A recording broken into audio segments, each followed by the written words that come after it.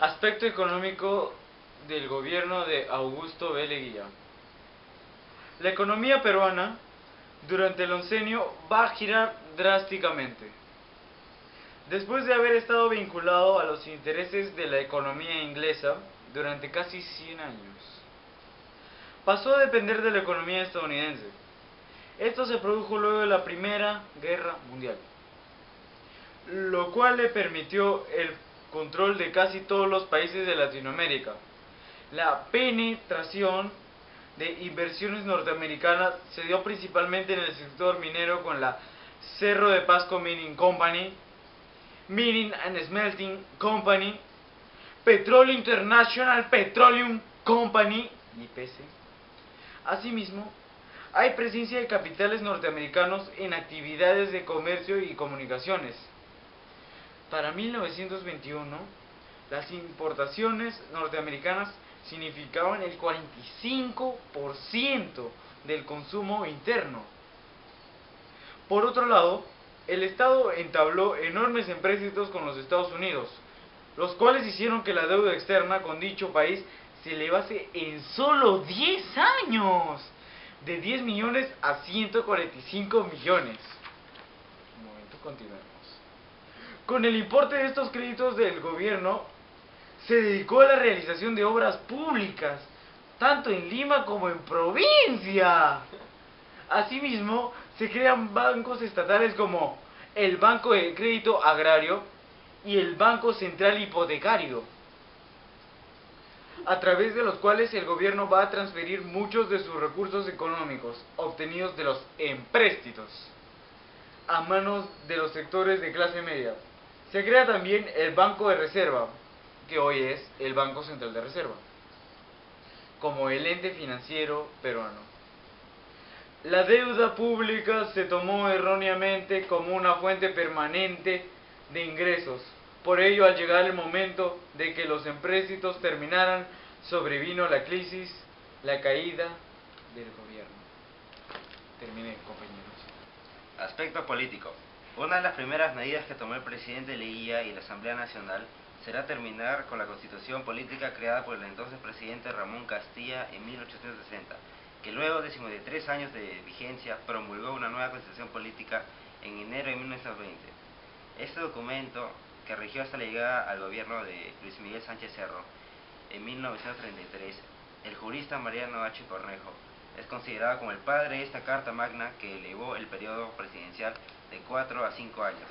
Asimismo, el Estado reconoce y protege a las comunidades indígenas, se prohíben los monopolios y se someten las propiedades a las leyes del Estado.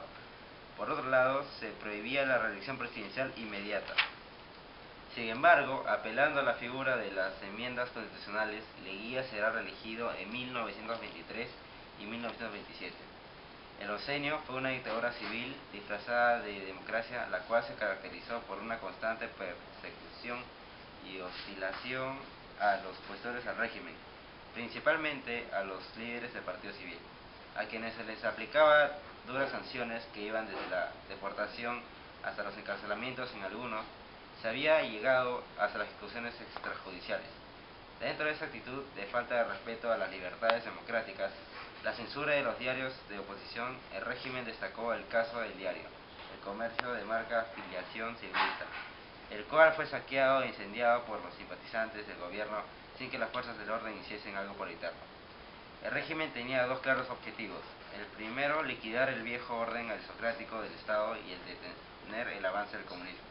Respecto a lo primero, los grupos tradicionales habían desaparecido, y aunque se mantenían las mismas relaciones económicas del régimen anterior, políticamente los partidos tradicionales se habían extinguido. Respecto al segundo, aplicó las mismas medidas de que Billinghurst había neutralizado al comunista, desarrollando una coalición entre la capital y el movimiento obrero. Por otra parte, el problema del campesino fue, sin dudas, el más complejo que debió enfrentar Leguía. Lo particular de todo ello es que el problema del campesino se impuso al problema del indio, e incluso se dijo que el campesino era un indio, de manera que tal los asuntos raciales con respecto al indígena. El Estado tomó una serie de medidas, como establecer el Día del Indio, crear el patronato de la raza indígena con una oficina de asuntos indígenas, fundar las escuelas agrarias, reconocer las comunidades indígenas, Aún así, el papel de los indios como ciudadanos y como campesinos productores nunca fue claro. ¿Ya? No, pero... No, sí se puede, esto se puede cortar después. Ya. Aspecto social. Cuando Leguía inició su gobierno, los movimientos de reivindicación indígena ya tenían una importante actividad. Por ello, Leguía, dentro de su programa político, se comprometió a defender sus derechos y legislar a favor de su desarrollo. Bajo estas premisas, reconoció la existencia legal de las comunidades indígenas. Creó el Patronato de la Raza Indígena y estableció el 24 de junio como Día del Indio. Incluso dio discursos en quechua, pese a no hablar el idioma, y se hacía llamar el Huiracocha. No obstante estas políticas, hubo movimientos indígenas que desataron revueltas, especialmente en el sur andino. Por un lado, el sistema de las haciendas, que despojaba a los indígenas del acceso de los pastos, provocó rebeliones como la de Huancané en 1923. Por otra parte, aunque el Estado proclamaba su respeto por los indígenas, en la práctica dio medidas que contribuían a su explotación en 1924. Por ejemplo, el gobierno promulgó la ley de vagancia, que permitía a los hacendados, mineros y empresarios utilizar por la fuerza la mano de obra indígena que se encontraba desocupada. No obstante, la medida que causó mayor polémica fue la de conscripción vial, promulgada en 1920. Ella obligaba a todos los varones entre 18 a 60 años a prestar servicios al Estado en la conducción de carreteras dentro de la provincia en la que el conscripto vivía y a una distancia no mayor de 15 kilómetros. Aspecto internacional. El gobierno Leguía entendió la importancia de sellar nuestras fronteras. Por ello trazó un plan para largo plazo. Durante el primer gobierno había solucionado los diferendos con Brasil, tratado de velar el Río Blanco, y con Bolivia, tratado Pueblo Bustamante. Pero queda pendiente la selva con Colombia, y las provincias cautivas de Tacna y Arica con Chile. Problema con Colombia. Para 1922, Leguía autoriza la firma con Colombia del Tratado Salomón Lozano, el mismo que fue ratificado por el Congreso peruano en la sesión de 1927. El Perú cedió el trapecio amazónico, rico en madera y árboles gomeros, además de los territorios que comprende Caquetá y Putumayo. La comunidad de Leticia y la tan ansiada salida al río Amazonas. A cambio, el Perú recibió el triángulo de San Miguel, de Sucumbios, que luego cedimos a Ecuador en 1942. Problema con Chile. El problema con Chile se remonta al Tratado Incumplido de Ancón de 1883. Se estipuló en un plebiscito para las provincias de Tacna y Arica luego de 10 años de cautiverio. Pero esto nunca ocurrió. Recién en 1929 se solucionaría el problema con la firma del Tratado Radagamio Figueroa Larraín, Tratado de Lima. Mediante este documento el Perú cede a perpetuidad a Arica y recupera Tacna. Chile nos indemnizó con 60 millones de pesos y entregó las servidumbres de Arica, un muelle, un terminal ferroviario y una aduana. Problema con IPC. El documento más lesivo para la soberanía nacional fue el Laudo de París, 1922, que se firmó con la International Petroleum Company, IPC.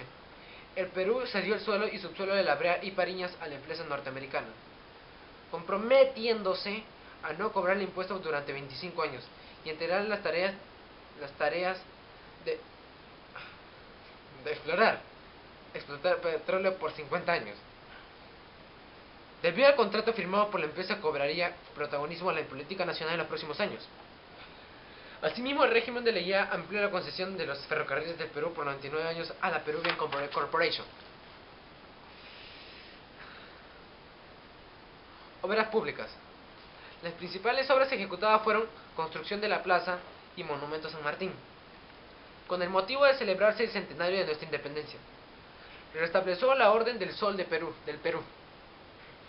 Las celebraciones por el centenario de la batalla de Ayacucho en 1924. La irrigación de Olmos. La irrigación de Cañete Imperial. Construcción de la Atarjea de Arequipa. Irrigación de La Chira y Sechura en Piura. Construcción de la Tarjea de Lima. Las avenidas Leguía, hoy Arequipa. La Unión, hoy Argentina. Progreso, hoy Venezuela. creación de nuevas urbanizaciones como Santa Beatriz, Jesús María, Lince, San Isidro y Miraflores. Se inició así la construcción del nuevo Palacio de Gobierno y el nuevo Palacio de Justicia. Inició la aviación comercial.